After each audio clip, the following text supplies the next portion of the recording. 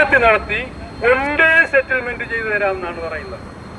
One day settlement എന്ന് പറഞ്ഞിരുന്നാൽ ഒരു ദിവസം കൊണ്ട് നമുക്ക് ഇത് പരിഹരിക്കാം എന്നുള്ളതാണ്. സ്വാഭാവികമായി ക്രമപ്പലിശ ഉൾപ്പെടെയുള്ളത് ബാങ്കിൽ അടയ്ക്കാൻ നിവൃത്തിയില്ലാത്ത ആൾക്കാര് അവര് പറയുന്നത് വൺ ഡേ സെറ്റിൽമെന്റിൽ നിങ്ങൾക്ക് ശരിയാക്കി തരാമെന്നാണ്.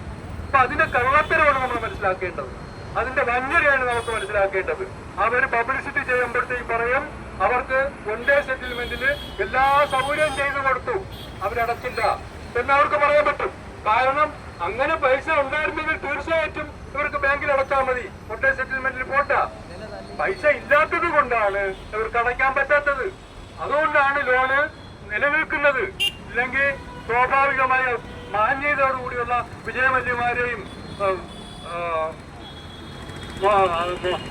മോദി എന്നല്ല പറയുന്നത്, പിന്നെ അതിന്റെ പേര് വേറെ നിരോധ് മോദി ഇങ്ങനെയുള്ളവരെല്ലാം ആവശ്യമുള്ള പൈസ 10,000 കണക്കിന് കോടി രൂപ ഇവിടെ നടിച്ചോണ്ട് പോയിട്ട്